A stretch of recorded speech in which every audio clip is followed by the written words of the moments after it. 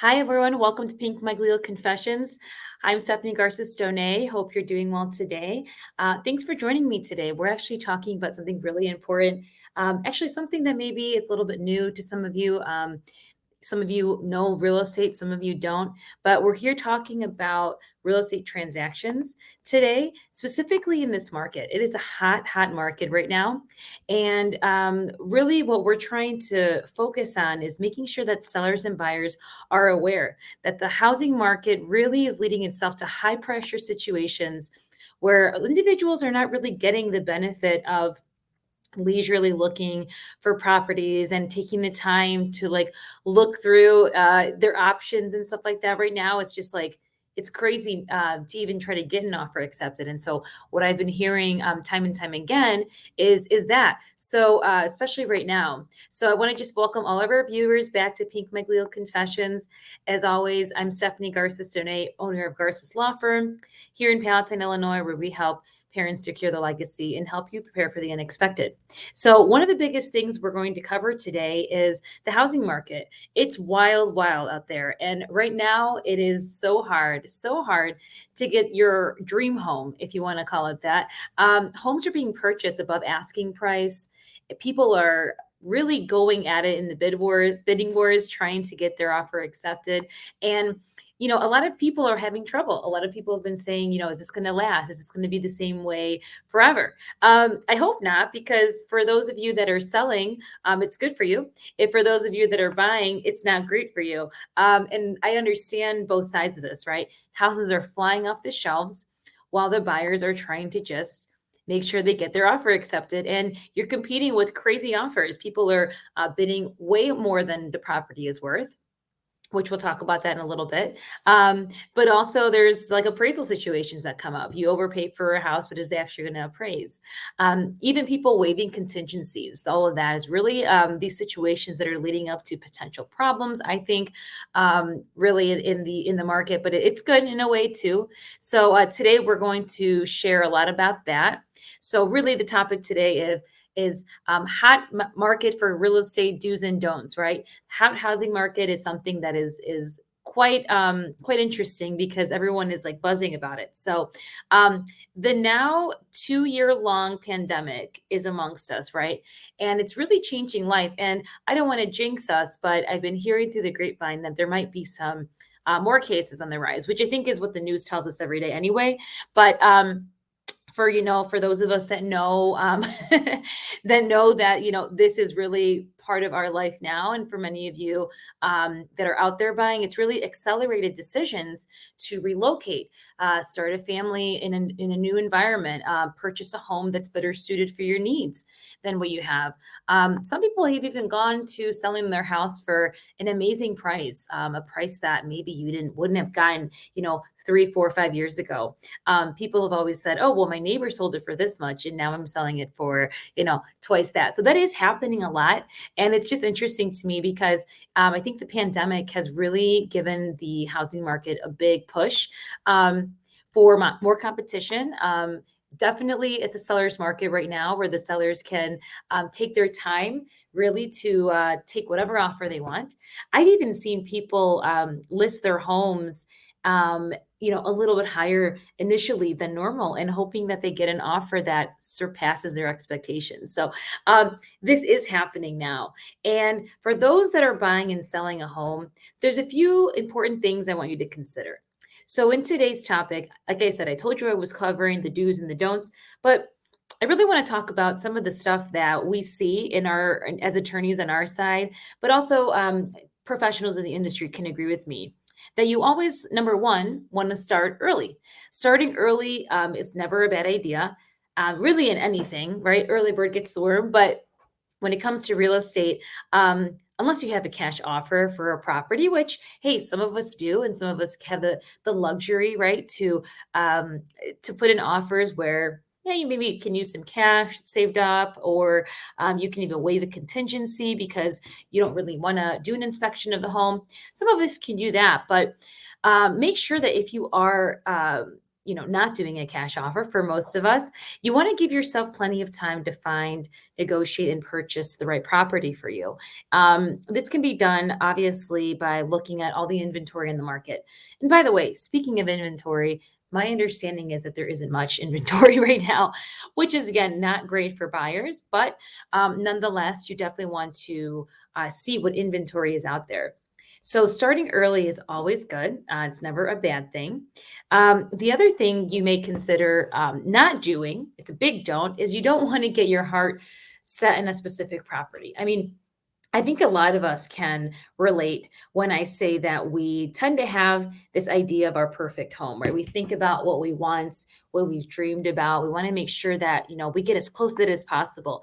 But keep in mind with this market, you definitely don't want to be in a position where you are so set on a property that you don't get it and then your entire search is over. So just something to talk about because a lot of times it's so easy in a market like this to fall in love with something. And maybe in fact, it's not the best thing to fall in love with because you're not going to get it anyway. So I hate to break it to you, but there are bidding wars, which we'll talk about in a little bit. But in a market like this, you just want to have this attitude of, keep it open, keep it flexible, be willing to compromise on certain things to avoid being caught up in the emotional bidding war, really that sometimes leads, to people fighting over a home, over the property. But keep in mind too that bidding wars, by the way, while they're healthy in the sense that you could get the home that you want if you can really negotiate certain things, you also want to make sure you don't get in over your head. I mean, there is such a thing as being house broke. So in other words, you enter into buying a house at a certain property price, and that purchase price is much higher than you anticipated. You don't want to go over your budget because if you do that, you might actually be house broke. You can't really manage the payments on the monthly mortgage. So definitely don't want that for you. Nobody wants that. It's all about keeping up with the Joneses sometimes, but you do want to make sure that you're doing the numbers and punching those numbers to make sure that what you're actually offering is something that is within your budget, right? The last thing you want to do is to be in a home where you think you can afford it, and it turns out you're pretty tight on money. So who wants to do that? Nobody. So another thing too is a big do and obvious. It's kind of obvious because it's like, this if you've been looking for homes, but you definitely want to get pre-approved. This means you go with a lender, you go and check your financing options. So the big thing with this is that you want to make sure you're working with reputable lenders, people that actually know what they're doing. These are individuals that, for the most part, they work for mortgage companies. Now, keep in mind, there are banks that do lending. There's a lot of lenders out there, but you definitely want to make sure that you're up in the know, if you will, on what your options are. I mean, there's so many financing options, and there's a lot of even, down payment assistance programs, first-time home buyer types of loans, or ones that potentially you can put a little bit bigger of a down payment and have shorter payments over time. There's so many options. So make sure that in the seller's market, you are getting pre-approved. Most realtors, for the most part, my understanding is they don't even show the property if you don't have a pre-approval, which makes sense because they want to make sure that they vetted the person that they might be, negotiating maybe on behalf of their client to another buyer. They want to make sure that the seller says, okay, is this person pre-approved? Yes, they are for this amount. Because if you don't do that, then that's a problem, right, for the seller. But typically buyers, you want to get pre-approved because you want to make sure that you're actually showing up with all your ducks in a row. And so you don't want to show up without that. Very important. Keep in mind too that sellers in this market and in every market, they're always going to ask, are you approved for this amount? Especially if you get in a bidding war, especially because keep in mind, the bidding war, you might actually go above your budget. But make sure that you're keeping in mind what you're actually pre-approved for, because the last thing we want to do is, the last thing you want to do is put yourself in a position where you're negotiating something that clearly is not on your pre-approval. So just something to keep in mind with that. And the pre-approval, obviously, for those of you that don't know, is for people that are getting financing. They're getting a mortgage. If you have cash, well, it's a little bit different. There's a little bit of a vetting process for that. If you are buying cash, typically the seller or seller's realtor would ask for your financials to make sure you actually can afford the house and the price that you're paying it. So just make sure you have your ducks in a row and you should be okay. Another thing that you don't want to do is you don't want to confuse um, your wants versus your needs. And I say this because before starting your search, you want to create a list of some of the things you need.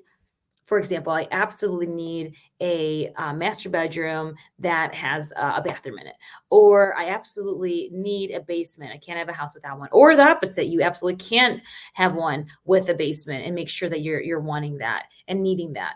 Um, Sometimes you need it because maybe you have someone that maybe can't go up and down the stairs, or perhaps you prefer not to have a second floor. It's just an example, but needs are must-haves, and that really impacts your quality of life. And it's something you really cannot compromise on. So that's really a need. When I say a want, this I think all of us want a ton of things, and when we're talking about wants, these are more areas that you can take it or leave it. You don't absolutely need to have it to buy the home. You can always do it yourself. Maybe take on a renovation project, for example, or you want to add a fence because you want to make sure you have some privacy. Those are things you can add. You don't absolutely need to have them. And so I make sure I tell people when they're considering buying or a property for the first time, you want to make sure that your needs are already listed and you're very clear with the realtor that you're working with, for example, on what is it that you want and what is it that you actually need, because it's two different things. Now, some of you may be watching and say, well, we have clients, or I have a client, or I am a client who needs and wants a lot. Well, of course, everybody wants the moon, the sun, and stars. But what happens with that is that you end up really losing out on great properties. Because keep in mind, there are properties that are maybe a hair behind what you actually want, but perhaps it has what you need. And so that's just a great way to really see a vision in some of these properties, especially if you're living there, or perhaps looking to renovate or flip the place. A lot of these properties out there, they always have potential as long as you can identify a need versus a want. So just something to keep in mind. You also want to rank those needs and wants for those overachievers out there. Do it from order of priority. A lot of people like to, kind of identify what is it that we actually need and what's critical to us. Do we absolutely need 2 bathrooms and 3 bedrooms at the minimum? Do you need a pool? Well, everybody wants a pool. Maybe not everybody, but do you need a pool? Is that a requirement, to have the kids run around in the pool? I don't know. But the point I'm trying to make is you want to definitely identify which one is which. So definitely something to keep in mind. Something else you want to do is you want to be patient. I think this is one of the most underestimated things that we discuss all the time when it comes to anything that you're doing that's a big investment. I always talk a lot about on this show your investments, working really hard for that investment, the money that you have, you want to protect it. You want to make sure you're actually making the right financial decision, but it requires patience. So you want to make sure that you're patient in what you're doing. In a market like this, inventory is scarce. It is not all over the place as it used to be before. So it might take months, even weeks, really, to find the right home. Some people even look for more than a couple months. And for those of you out there that say, well, I've been looking for a couple months, haven't found anything, be patient, because you may actually be surprised as the market starts to turn and the weather gets a little bit better, at least in the Chicagoland area. You might actually have some new inventory you can take a look at, and for a fair price. Another thing you want to consider that's a don't on my list is you don't want to demand unreasonable terms from the seller or the buyer. Now, for those of you that are sellers, you may think, well, I have an upper hand in this market. I can demand what I want. Maybe that's true, but you definitely want to make sure that in this volatile market, you want to make sure you have options. Sellers have options, and so do cash buyers, right? It's almost like a competing areas and two arenas that I think everyone has a leg up to some degree. But you definitely want to consider a position for all parties that makes sense, one that would actually make sure you strike a deal with somebody. I always have this saying of you want to be reasonable with your requests. You want to make your offer really easy to understand, very clear, and make sure the terms are pretty straightforward. If you negotiate something up front, put it in the contract. Even if it's, you're leaving the pool behind for us because we're going to use it, you want to put that in the contract. If you're not doing an inspection because you just decided not to do one, you want to put that in the contract. Um, and the list goes on. So you definitely want to make sure that you're consulting with both your realtor and your real estate attorney to make sure that everything that you want and your desires are included in the contract, even things that are verbalized. I want to really talk about this for a second because a lot of times things are done with a handshake, right? Sometimes people will say, well, they're going to be leaving the patio furniture because they don't want to take it with them to Florida. And the seller will say, yeah, I'm leaving it behind. I'm not taking the pool table. They can have it, right? So those things are verbalized a lot, not always in the contract, although if you are working with the right professionals, your real estate attorney and realtor will be able to really include that in your contract, make sure that's not missed. Because we do communicate with the realtor and make sure that everything that was said, maybe not formally in the contract, is included in there, even if it's said later. So it's good to include that and have straightforward terms. And assuming that you are in the same page as the other side, well, the buyer or the seller may not really care because it was already agreed to anyway. But for formalities, you definitely want to make sure the terms are straightforward and clear. Another thing you do want to do is you want to make sure you have all your financial documents in order. And when I say in order, I really mean in order, meaning you've already filed your taxes, you have your tax returns ready, you've contacted your accountant, you've checked into all the things that you need to provide, and you want to do so in a timely fashion. So when it comes to a start of any transaction, be ready to provide those right away. I always tell clients that are asking me, I really want to close. I really want to close. Well, if you're a seller, we have to wait for the buyer's loan. So we may be telling the buyer and buyer's attorney, I should say, we may be checking in with them. Hey, how's the loan going? Has everything been provided? And the flip side of that is on the buyer side, they're going to, want it to close as well. So we usually say to them, make sure that you're actually providing the documents necessary in order to do the closing and to make sure you actually qualify. And so tax returns, income statements, all of those of you who are self-employed, you have to get tax records for your business. And by the way, total side note, if you're taking out a loan in your business, that's a whole nother conversation. But typically there are corporate documents that do need to be provided in addition to your tax returns. So just keep that in mind so that the time frame. And typically you're looking at a 2-year time frame for those of you that are self-employed. So that is something that you want to make sure is ready. And the people that you're working with will be able to provide this for you. But for business owners, though, I just talked about this. You do corporate documents and all of that to qualify, but it is difficult to qualify. And so for those self-employed borrowers, the people that work for themselves, sometimes the lender asks for more information, more proof of income. If you just started a new business, a lot of people don't know this, but you have to be employed for at least 2 years to be able to qualify for a mortgage. So that's a fun fact. I always like to tell people in case you are thinking of going off on your own and doing a business, or you already have a business, you do have to wait a little bit of time.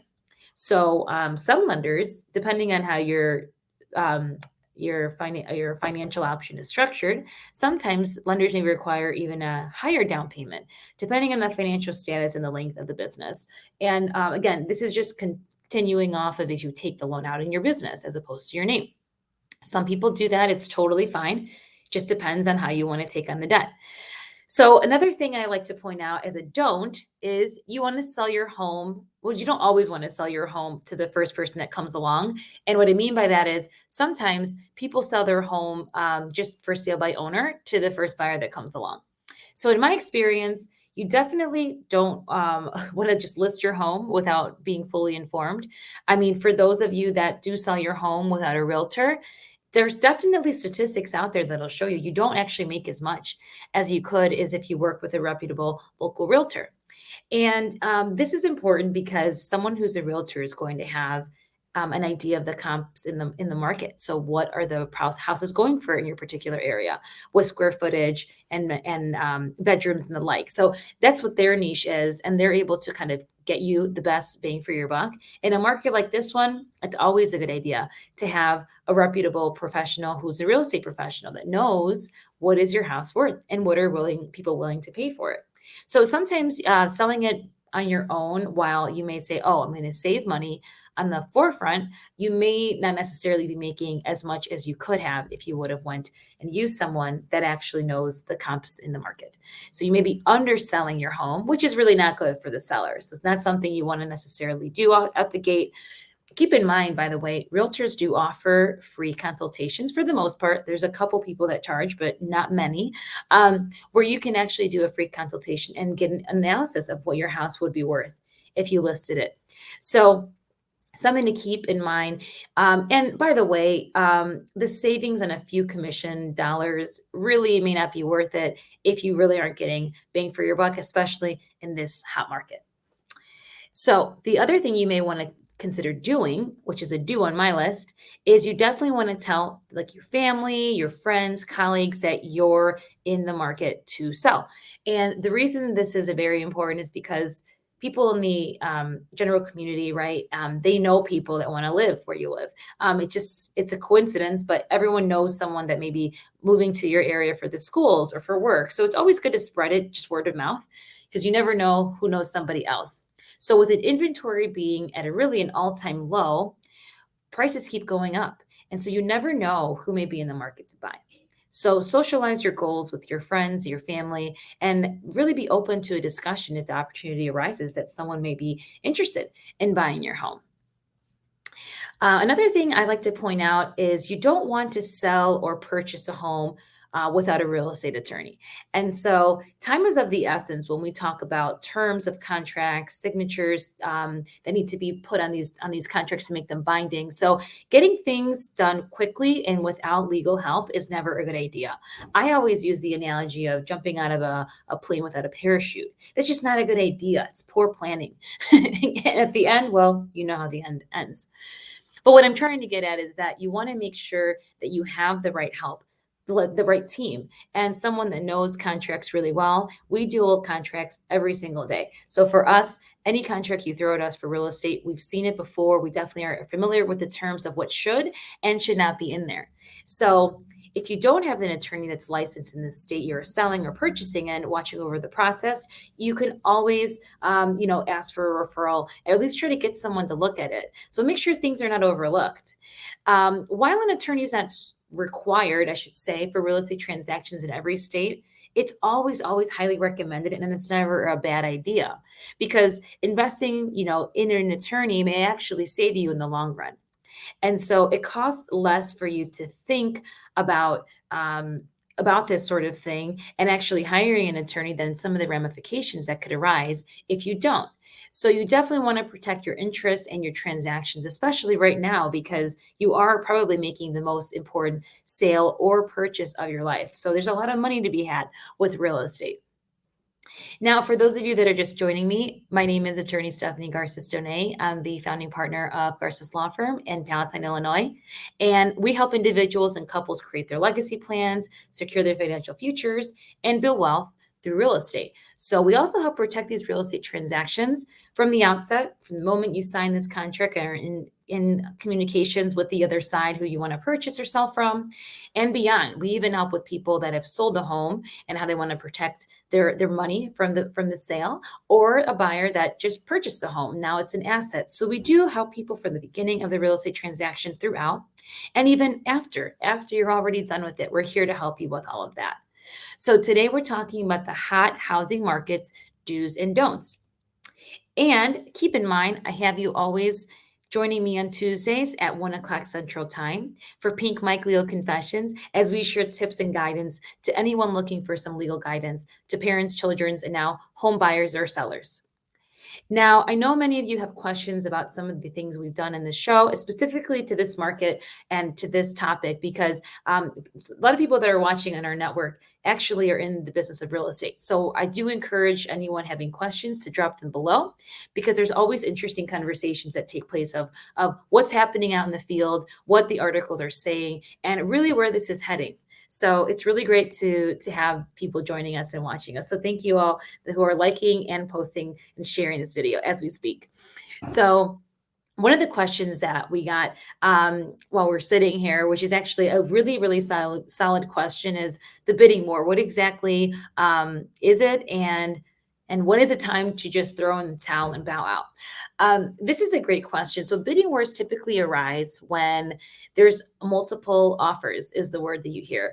It basically means that there's multiple buyers that are wanting the same property from the seller, and there's more than one competing offer. So typically what happens is sellers will ask for final and best, which means whoever has the best and final offer, that's still considering putting the offer in to buy the property, submits it. And so then the seller gets to review those and decide who is the best fit for the sale. Are they going to go with someone who's a cash buyer? Are they going to go with someone that maybe has a little bit of a higher purchase price but has financing? I mean, the list goes on. So the amount of things that can happen with a bidding war is a lot. A lot of times you're looking at just people competing with very different terms. I've seen people even say, I'm going to pay the difference in an appraisal, meaning if the property doesn't appraise out, we're going to agree to pay the difference. And so there is an addendum, basically a supplemental document that does stipulate to that. So there's so many terms and different types of contracts that the seller gets, and they get to choose from that. So a bidding war really comes down to multiple buyers with different terms, all of which are competing, and the seller decides what is the best. Now, when is it actually time to bow out? Well, the question is a good question, but I think it's just the answer is specific to the person. So in my opinion, it's a good thing to bow out when you've already reached your budget. You're at your cap, you're at your max, and all the terms that you have are out there. You want to bow out at that point, assuming that it wasn't accepted, because you cannot go higher. You should not go higher, right? Then you're actually comfortable with. That's never a good plan, especially if it gets accepted, you're accepted. So I would say try as much as you can. You don't want to bow out right away, but you definitely want to bow out once you've already laid all your cards and your chips on the table and you didn't get it. I think it's okay to move on at that point. But bidding wars are really common. I mean, if anyone has dealt with them before, feel free to comment as you're watching this. But I know plenty of clients that'll come to me and say, yes, this is the fourth house that we got accepted on after being rejected 3 times before that. So this is really common. And I know some of my real estate professionals watching are cringing when I say this, because they've been running around all over town trying to get their offers accepted just to find out it's a bidding war and they lose. And these terms, by the way, they're crazy. I mean, people are putting way more money out there than before. So to think that bidding wars are going away, I don't know, but it's definitely happening. So that's a great question. Another question I got is it appropriate for us to contact the sellers directly? Well, the answer to this is that it depends. I mean, for the most part, sellers have a realtor. If they have a realtor, you have to contact their realtor, or your realtor contacts their realtor, but typically there's representatives involved. If it's a for sale by owner situation where the seller is really selling it on their own, then in that case, yes, you can contact them because they don't have a realtor. Maybe they don't have an attorney. So in that case, it's usually fine, but for the most part, it would be from realtor to realtor is usually the appropriate way to contact them. Someone asked, do we have to work with a realtor to purchase a home? That is an excellent question. Short answer is no, you don't have to. Better answer is you probably should, because if you do not know the market, which most of us are not realtors, right?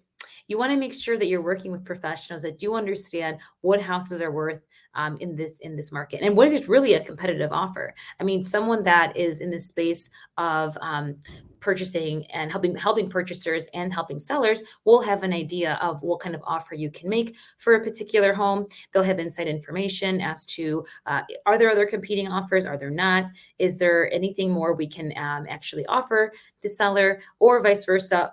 What can the seller accept? What should they accept? What are things that can make a buyer give us more favorable terms if we represent the seller? So you definitely don't have to work with someone, but it's highly recommended for the reasons actually I mentioned earlier, why you should probably hire a real estate attorney if you're doing a sell or a purchase of a property. Make sure that everything transfers properly and then there's no issues or liability to you. Another kind of segue into the other question is, why should we work with a real estate attorney? And that question is one I get often. And I mentioned before is you want to make sure that when you're working with a real estate attorney, you're working with them because you're protecting your interests. At the end of the day, We work for the client. We are not in any way connected to the other side. We represent your interests. So making sure you're protected in that sense, your transaction, the money you worked really hard for, making sure you're not actually getting charged things and fees and getting the appropriate money that you're owed from the seller, or perhaps even there's no weird fees in the title costs that you're actually paying at the closing. These are all things that come to light outside of the legalities. We also want to make sure that everything that you're supposed to be giving or getting in a transaction is actually done. So we do make sure to represent you zealously and make sure that you're advocated for, because it's really our job. So it's always a great idea, because that way you have someone that actually is, the third party biased person. I'd say biased to you, but independent, I should say, of the seller, and whatever the transaction is that's going on, we can make sure that your interests are protected. So can we hire a real estate attorney before a deal is actually proposed? Yeah, you know what? That's a great question, because before making an offer, a lot of people do ask for an attorney to look after that contract, or actually before the contract is signed. We do offer those services. We don't have any problem doing that. Many times, though, at least in Illinois, there is a time frame of 5 business days where we get to review what you signed. So many people call worried about, should I sign this? Is it legal? Is it binding? Well, if you submit an offer and it's accepted, it is a binding contract. But the good thing is, you could definitely hire us before, so we can actually walk you through what the contract means. What are certain clauses? Are they favorable to you or not? And that's really valuable. I think a lot of people get nervous, and it's okay to be nervous, because if it's your first time selling or first time buying, you don't want to get in a jam. So that's why we're there to help you. So you can definitely hire us before making the offer. It doesn't have to be after you make the offer. So just something to keep in mind. And if you're super due diligent, you can always contact us before. I actually prefer when people contact me ahead of time, because it allows us to really get to know you and understand what's the best way to protect your transaction and what are the expectations from both of us. So I personally like that. Another question I get a lot is, do you offer a fixed retainer for your time, or is it billed hourly? Yeah, that is a wonderful question. For real estate transactions, it's always a flat fee. It's fixed, meaning it's a one-time fee for our work. So you do not get charged hourly. And that's typically the nature of the work. If there's something else, for example, if you need us to do corporate documents because you have a corporation and maybe we need corporate documents for the purchase or the sale, we also do those on a fixed fee. So there are other things that we can do for you that are fixed fee, which is great because it's predictable, it's transparent, and there is no miscommunication on what exactly is the final bill. You'll get the fee out the gate, and that way you know what the fees are. So who doesn't like transparency? The other thing is that we always get asked, and I love addressing this question because right now with everything going on is the appointments. How are we meeting with people? So we're meeting people virtually. We do offer on-site visits as well. So when people ask, do you offer the online and do you offer in person? Well, we offer both because we have the luxury of doing so. So luckily, we do have our own setup here where you could come in the office and make an appointment. No issue with that. If you rather stay at home in your pajamas and do a consultation, I won't judge you. I don't care. That's totally fine. But I have had people show up in their pajamas because that's just the kind of people we are. It's whatever you're comfortable with. We'll make it accommodate you and we'll make it happen. So it's really not super hard for us to do that. And it's really out of the comfort of your own home. So we do offer both, though. If you want to come in person, we welcome you here. And if you have any questions about it, you can always reach out. And as always, to contact us, you can always call my office or text us. We do offer texts outside of just calls. For those of you that are too busy to make a phone call, we can definitely set you up with a consultation for free. It's 30 minutes, and we can help you in all the areas I discussed. So as always, I'm so thankful to have you guys watching our show and being loyal viewers. I see people liking and always sharing these videos. So it always makes me happy that we can use our platform for Pink Mike Legal Confessions and really share some of our knowledge. And so thank you so much for the excellent questions today, and also just the continued support that we get from our community and from our referral partners and colleagues. So with the craziness of the real estate market, As I mentioned before, I strongly, strongly encourage you to consider hiring a reputable real estate lawyer to assist you with your transaction. Not just someone that does this once in a while, someone that does this every day. And that's what we do. We do this every single day. So for us, we can do it in our sleep. Buying and selling real estate as an investor, or even a individual that's just buying or selling for the first time, is really different than any other transaction you've done. So there's implications and pitfalls and considerations that we have along the way. And we do our best to make sure to show you the process and guide you in that. So I invite you to join me here next week on Pink Mike Legal Confessions, same time, same place, and feel free to share this recording with any friends or family you have to make sure that they can be informed as well. So I hope everyone's doing well today, and stay dry because it's very rainy. So stay well, and we'll see you next week.